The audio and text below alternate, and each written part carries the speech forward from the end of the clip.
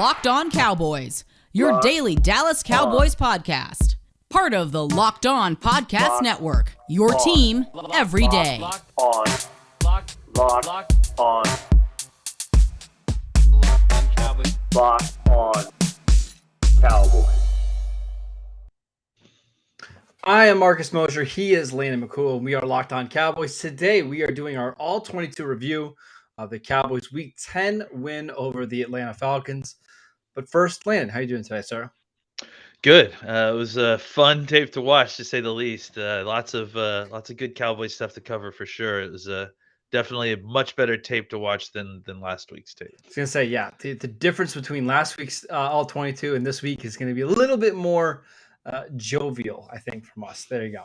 All right, where do you want to start? Because I've got so many notes from this one, but what's the biggest thing you noticed on tape from this one? Well, I mean, I think maybe we should start on the defensive side of the ball. I think that, for me, just a much cleaner game from the defense overall. Tackling better.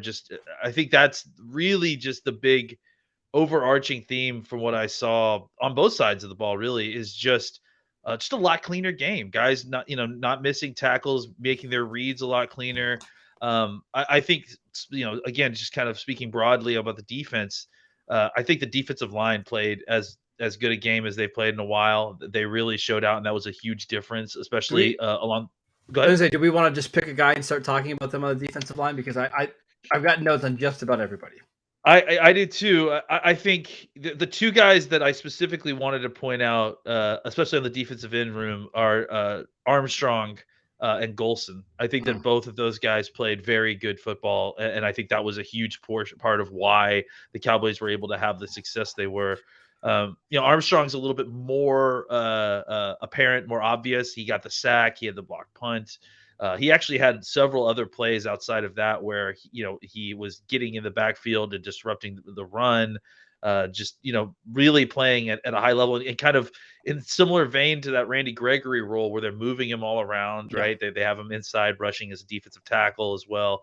And then Golson, I thought, didn't have, the numbers. Obviously, Armstrong did have a sack or that, any of that. But I thought that, especially compared to where he was playing last week, where I think he really had one of his more poor games last week. He really played one of his better games this week, just able to get penetration, beat his tackle in both the run and the pass game, got a pressure. He was involved in that interception that Diggs got. He was part of the pressure that was getting to Ryan at the time he was throwing. So I just wanted to point those guys out and just say that their market improvement and their play was instrumental in this defense playing the way they did on Sunday. Yeah, I think that we'll start with Armstrong. I think this was the best game I maybe have ever seen him play. He was really, really good. I was also doing a little bit of a deep dive on Armstrong and Golston. Do you know that Armstrong is only 7 months older than Chauncey Golston? Yeah, I did actually see that because, and it's funny because he got drafted at 20, right? I think he was 20 when we drafted him. So, that's crazy. That's just nuts. And to have all that experience, right? To have a 4-year NFL vet at 24 is... Well, he's going to be hitting free agency this offseason at the age of 24 after playing probably 1,000 snaps already, being a rotational defensive end. It's just crazy. But I thought he was really good. Last week, we talked about Chauncey Golston, and he was awful against Denver, right? He was especially bad against the run. Jumping inside sometimes in gaps, and that's what allowed Javonte Williams and Melvin Gordon to bounce outside. I thought he was much more disciplined in this game, and that's why Atlanta had basically no success at all running the ball in this one. Yeah, and I think that was the key thing is that it wasn't so much that Golson was being, physically bullied last week. It's that it felt like he was jumping out of his assignment. He has an assignment. He was supposed to set the edge. He's trying to jump inside and make a play as opposed to just doing his job. And that ultimately was the change, is that he did his job and the plays came to him. And being in your gap on the other side of the line of scrimmage, it allowed for a lot of opportunity for him to play disruptor. And I think he did a really good job there. Let's talk about Trysten Hill, who came back in this game, first game of the season, played 15 snaps. So we don't have a ton to take away, but it is notable considering we didn't see him at all in preseason. Do you know how many career snaps Trysten Hill has played in the NFL? I don't. Give me the number. 348. That's it. Jeez. Over That's 3 not a years. ton. That's not a lot. 348. Rookie year was bad. I mean, really bad. Last year started off bad, but actually started to get better as the season was going on. And then I think he had the best game of his career against the Giants, and he got hurt in that game. He looks noticeably lighter now than he did at training camp when he was still working himself back into shape.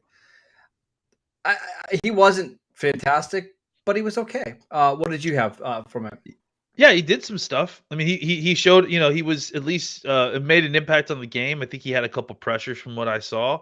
I think he's still standing up too much when he's getting off, but he's so quick and explosive that he still gets around those interior players. So I think there was a couple different times where it seemed like maybe he was getting out of his lane, his pass rush lane, and that kind of caused some issues and muddied things up a little bit inside.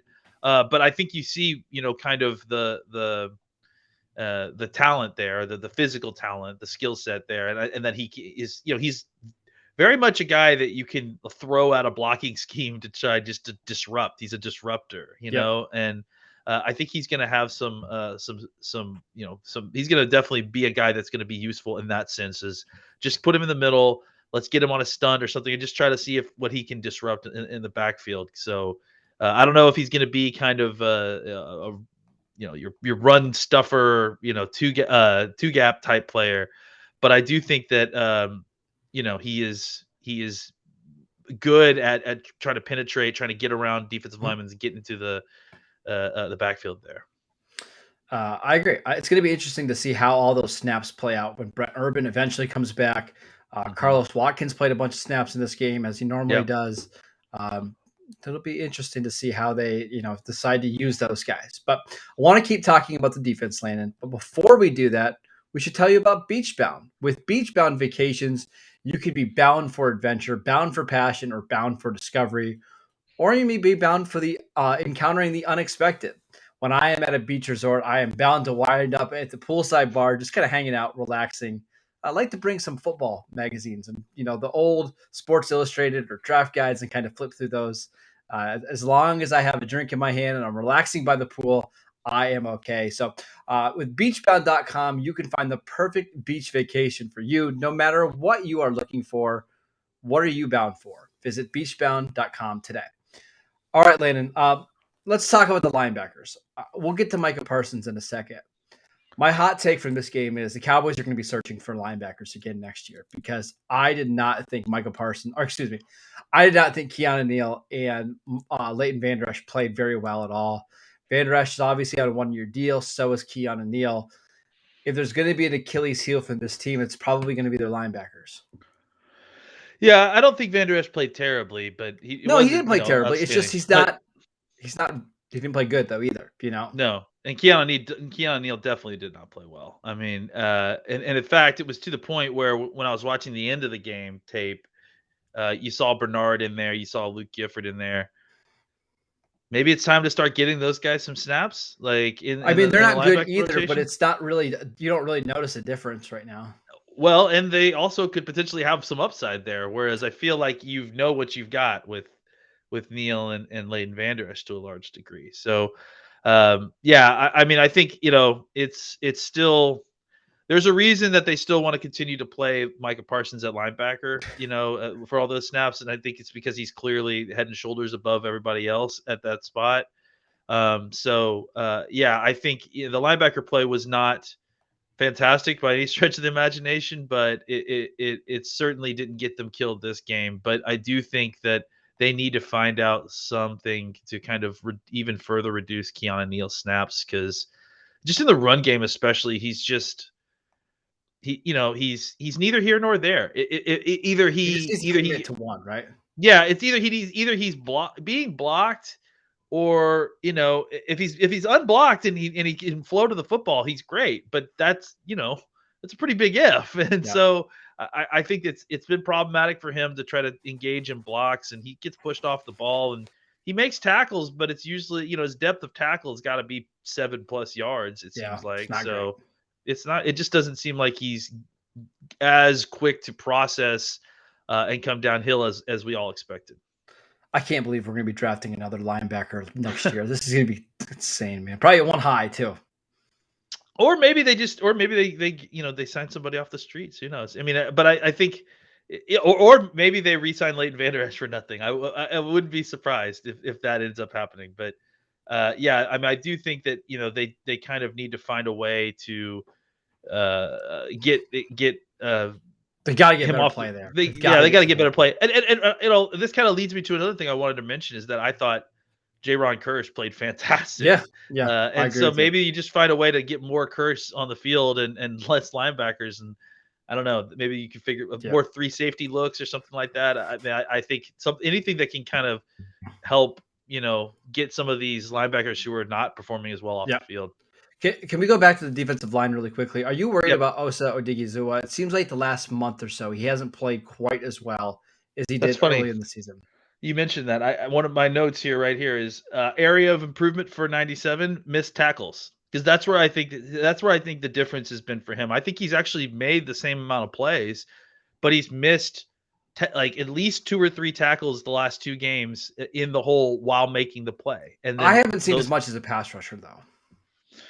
Well, I think I think that they've been using him more as like a disruptor, more as a spike on loops and stuff like that. You're right. He hasn't gotten a sack as often lately, but I don't know that it also feels like they're not, they're deploying him in interesting ways. On third downs, they're kind of using him in that sort of defensive end role, where they kind of loop him back around, and they've got interesting guys lined up in interesting spots to kind of just create mismatches. So I don't know that he's getting the same kind of pure pass rush opportunities as a defensive tackle as he has in the past, because they're kind of, like I said, lining him up in different spots. I don't know that he's hit a rookie wall as much as it just hasn't been as successful for him lately. He's still physically doing it. You see plays where he's penetrating, he's getting through the line, but he's not making the play. And some of the times it's because the plays gone another way, and sometimes, like I've mentioned, there are 2 or 3 times in the last 2 or 3 games, mostly the last 2 games, where he's made the play, he penetrated, he got behind the line of scrimmage, he got his hands on the ball carrier, and then he didn't bring him down, and the guy bounced off of him for what should have been a 1-yard loss. It turns into like a 5 or 6 yard gain. Yeah. Just a little nervous. We'll see how he plays over the next couple of weeks. He's got a big challenge this week because the Kansas City offensive line and the inside is really good with Creed Humphrey and Joe Thuney and Trey Smith, who was a rookie this year. So we'll see how he performs in that one. I just got a couple more quick things about the secondary, Landon, before we move on to the offense. And please feel free to interrupt me whenever. But according to my notes, the Jordan Lewis and Anthony Brown were targeted 9 times combined. They gave up 1 catch for 14 yards, had 5 pass deflections and 2 interceptions. It's not bad. It's really good. Yeah. I mean, and I think obviously they're playing at a level that is, is very high, and especially for what we expected. The coverage overall was just very sticky. I mean, just you go back and watch the tape. There just wasn't a lot of a place for Matt Ryan to go with the football. And so kudos to the entire secondary, frankly, because it just felt like when you're watching the specifically the All-22, it's just, you see them out en route, you just don't see a ton of separation. And so good job by the Cowboys just staying with it. And then on top of that, getting their hands on footballs and then converting that into turnovers. Obviously each one of them got a turnover, and all of them, I think, were on tipped passes. Or no, actually I guess Diggs technically wasn't, but the other 2 were based on them just getting the hands of the football and then concentrating enough to continue to come down with it. So excellent job by the secondary all game, maybe their best game this year. And then I would just mention Kelvin Joseph played 11 snaps in this game. Yep. A few of them actually came early on in the first half. They weren't all just in the end of the game. He didn't get targeted in the first half, so there's not too much to take away, but he didn't give up anything either. So it seems like the Cowboys are trying to work him in a little bit. They're not trying to get him starter level snaps or anything, but we've seen, at least over the last 2 weeks, him play a little bit on defense. Yeah, and the offense tested him a little bit, and he came up just fine. He had a pass deflection. He was in coverage well another time. So yeah, I mean, I think he showed he had very few snaps. There was just a couple of snaps. Yep. He had some special team snaps, but on defense he didn't have very few snaps, less than a dozen. And I think he showed out well in those snaps. All right, let's talk about the offense, Landon. But before we do that, I want to tell you guys about Get Upside. Our listeners are making up to 25 cents for every single gallon of gas every time they fill up. Just download the free Get Upside app in the App Store or Google Play right now and use promo code Touchdown and get a bonus 25 cents per gallon on your first fill up. That's up to 50 cents cash back. Don't pay full price at the pump anymore. Get cash back using Get Upside. You can cash out anytime using a PayPal or e-gift card. Just download the free Get Upside app and use promo code Touchdown to get up to 50 cents per gallon cash back on your first tank. All right, Landon, let's talk about the Cowboys offense. And I want to start with the offensive line because you and I love to talk about the offensive line. I thought Lyle Collins was really good in this game, like he's always been. There's a noticeable difference between Terence Steele and Lyle Collins. And that's not a slight at Terence Steele at all, because I think Terence Steele has been really good at right tackle this year. What Collins can do as a run blocker is unbelievable. I thought he was fantastic on Sunday. Yeah, and he was great as a pass blocker as well. I mean, we know that he's maybe one of the best run blocking right tackles in football. Pass blocking has been, not lately, but before was kind of where he was. It's not a strong suit, but it's not a weakness either, right? Oh, it certainly isn't now. Yeah, I would say the last 2 years that he's been playing, he's been very good in pass protection. Especially in 2019, he was phenomenal that year. Absolutely, and I think that he's let that linger over now. I mean, he's played very well. I think that they did a much better job of understanding their protections this week, and I think as good as the results were, as far as not a ton of sacks, not a ton of pressure. After going back and watching the game a little bit, Steele had a good game, but he was still getting walked back at times. He still needs to sit down more when he's engaged. I noticed more Steele struggling as a run blocker than a pass blocker in this game.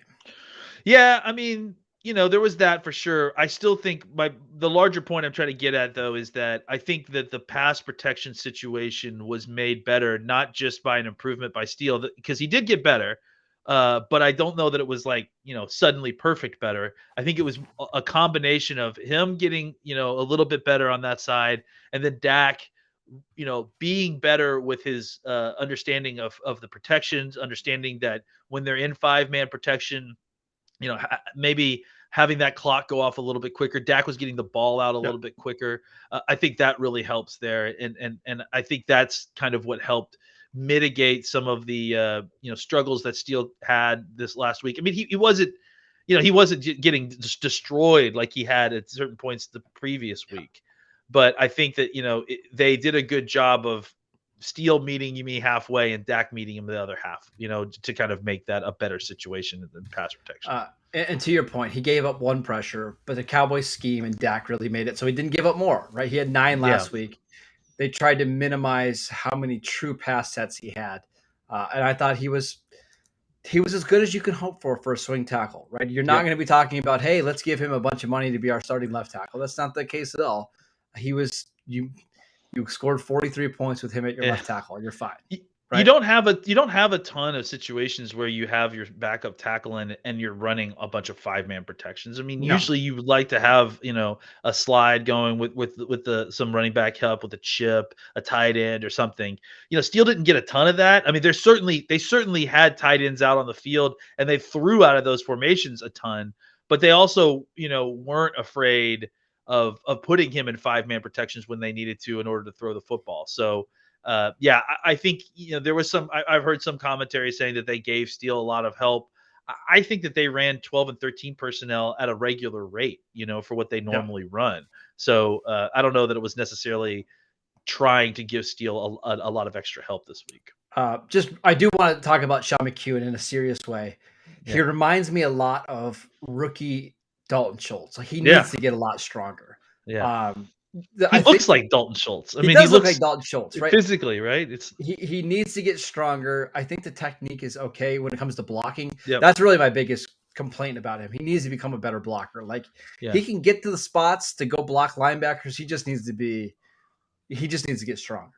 He's not as developed as Schultz was. I mean, I think No. maybe as far as technique wise, Schultz came out as an undersized but over techniqued He blocking just type. needed to add strength. Yep. Yeah, and then once he added strength, he became a very good two-way tight end, and he had the receiving element mostly down. McEwen has the receiving element seemingly down. He understands the assignment. I think that the issue is, yeah, he's still undersized. He needs another year in the weight room likely.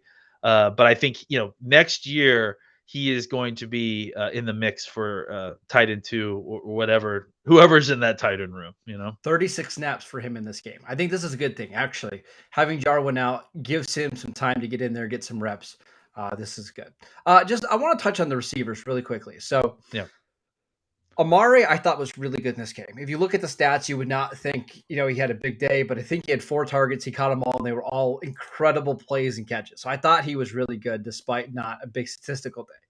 I mentioned this to you, I think yesterday in the chat, in a DM chat, but when the Cowboys have Michael Gallup and Amari Cooper on the outside, it gives them a cheat code in the slot with CeeDee Lamb. I don't know how teams are supposed to defend CeeDee when he's playing in the slot. His first touchdown came from a bunch set when he was in the slot, got a free release against the safety, and the Falcons couldn't do anything about it. He just boxed the guy out for the touchdown. Yeah. I think it's something to keep in mind going forward into the next offseason. If the Cowboys do lose Michael Gallup and Cedric Wilson, they really need to look for another viable outside receiver, because when you have Amari on the outside and CeeDee in the slot, I don't know how you defend that consistently. Yeah, and one thing that we haven't really seen yet is, and I saw it in training camp, but I know they talked about it before the season, is some more Gallup in the slot, just to kind of see how that operates. It as doesn't well. make quite as much sense to me, to be honest. Well, except that when you can attack the seam with it, or when you can run an out and up route like from it. I think there are ways to get down the field from the slot that are. I just think longer CeeDee's developed. game matches up better with the slot than Gallup's, but I understand. No. I'm not suggesting he should be playing more slots, but I think that it's something that we will see, and that will be mixed in there. I do think that your overall point of CeeDee Lamb should be playing in the slot more because he is a mismatch player there with almost anybody in the league is a solid point. I just think that it's also going to be interesting to see how they mix in the rest of these guys there too. But I do think that now that you've got your full complement of receivers back, we should continue to see more of CeeDee in the slot, because I do think that that is an opportunity to kind of get him open in a way that it's hard to get him open on the outside. Okay. Another thing that they've been doing too that I think is interesting is, the Hulk package. I think that they obviously ran it a lot for running. I mean, obviously that's why they have all those bodies out there. But one of the things that it really does is that it creates so much space for wide receivers, because for a guy like Cooper who can. Yeah, I mean, he can beat any cornerback on a slant. He's going to win every one-on-one match. He's going to win every one. If he can get inside, which he can, like I mentioned, there's so much more room in front of him, and on that second level, because of all of that attention that's being created by the Hulk package. Linebackers are already naturally coming down. You obviously assume it's a run game. Play action works like crazy, because I mean they're thinking, wow, there's only 2 guys that could possibly be out and route, so there's they're not going to do this. And then when they pull it back and Cooper's got a step on the corner and there's no one in the middle of the field and the linebackers are all the way up at the line of scrimmage, waiting for run, it's such an easy throw. You just created all this space that was almost unnecessary because Cooper's such a good route runner. So I really like the way that Kellen was, kind of designing, the play so that you were creating space by formation, creating space by the way that they call it. I mean, another one was the double screen that they ran. Everyone was putting it out, but they have run that play like 2 or 3 times already this season. I think earlier in the year, and it's really effective. And what they do is they run a screen to a wide receiver, or they fake a screen to a wide receiver on the field side where there's all this space where that's where the tendency would tell you, hey, this is where you want to run it. And then they run a boundary side screen, which is, with the running back, which is just killer, because you assume, flood the space. They're trying to take advantage of all that space. And then once all the players are on the other side of the field, you dump it off to Zeke with some blockers. and it's a really just a deadly play. And so I just think some of this stuff is a lot of really great play and execution by the wide receivers and getting open. But a lot of it too is just Kellen understanding how to Yep. get guys wide open just by doing simple things. I mean, it seems like trickery, but it really doesn't take much to do the I kind of agree. things that we just discussed. We should talk about Dak before we head out. I thought he was really good in Who? this game. Yeah. Oh yeah. We got to the 25-minute mark and we haven't even talked about him yet. Footwork much better. Handling the blitz much better. The only real complaint that I have about Dak in this game is he had Connor McGovern open in the flat, just didn't throw it to him. It's just a shame because my goodness, he was open. But other than that, really good. Yeah, I mean, a couple of notes. I mean, I figured we would get to a certain point, then just gush over Dak for the last 10 minutes of the show or whatever. He was absolutely masterful. I mean, not only in command, but in some of his throws. I mean, even the ones that didn't get completed. There was one where he absolutely ripped a dime up the seam to Lamb. I don't know if you saw that Lamb actually dropped. Right? Yep. Oh my God, it was so beautiful that it just right in the money, right in the basket. And I think the other thing too about Dak versus this week versus other weeks is, and not to kind of take Kellen Moore's line, but he was aggressively taking what the defense was giving. Yeah. And in the sense that there were times when he had levels concepts or he was rolling out. And he had, wide open dump off pass that he could have dumped off and gotten 3 or 4 yards. But instead, he opted for the more difficult, tighter window throw 10 or 15 yards down the field. And he was making them, and he was taking those and making those shots. The one to Amari is a good example of that. It's a deep slant to Amari that he bounced off a guy and ended up getting probably like a 25-yard gain. It's a good example. Yeah, exactly. And I just felt like, the Cowboys in general were just more aggressive, and that emanates from Dak. That he's taking the more aggressive shot down the field. He's not just dumping it down every time. I mean, it's not like he didn't check down. I'm just saying, like, there were times when he was given the option, and it felt like, okay, you could take this very easy dump off pass or this little bit more difficult, bigger chunk play down the field, and he was taking the chunk play and not afraid to get it down the field to his wide receivers. So. I thought that was really, really, really, really impressive. And then again, the other thing that I thought was really big was just his internal clock seemed a lot more time to what the offensive line was doing. He was a lot more aware of how quickly he needed to get the ball out, if he didn't, where his help was, and how to get escape out. So Dak playing at an MVP level right now. Obviously, I felt like this is kind of the pace that he was playing at before the injury. I expect him to kind of pick up from here and then just continue on for the rest of the year. MVP Dak. I think we could start the conversation, right? Who else has been better this year? There's been a lot of conversation about it, obviously, after the game. A lot of it has been due to the fact that it was, I guess, everybody else's week in the barrel this week for the good teams to lose, including the Rams last night. And so I think that when it kind of sorts out and everybody has had their stinker, all the MVP race leaders have had their stinker, Dak kind of floats back up to the top because you just look at the resume from the entire season, and Dak has just been masterful. Short of that one game, I think that he has been as good as anybody in this league, and I think that's impressive considering all the other people that are in, the kind of Kyler Murrays, the Matt Staffords, the Tom Brady's, all that have also had very impressive years so far. Dak's right there with them, and maybe better than almost all of them. Wouldn't that be quite the story from, this year at this time, there was people out there, not we, but there was people out there saying Cowboys shouldn't pay Dak $30 million. He's not worth it, or they'll win just as many games with Andy Dalton. It's fine. Just let him hit free agency too. He might be the MVP of the league now. That'd be quite a little ending there. All right, they'll be serving crow widespread across Cowboys Nation probably not Cowboys Nation, but everywhere else if that's the case. Yes. All right, so we'll be back tomorrow to do some Twitter questions. We'll have a crossover show on Thursday, preview on Friday. Busy time here in the Locked On Cowboys podcast. Follow us wherever you get your podcasts. You can check us out on YouTube. You can follow the show at Locked On Cowboys. You can follow Landon at McCool BCB, and I am at Marcus _Mosher. We'll see you next time.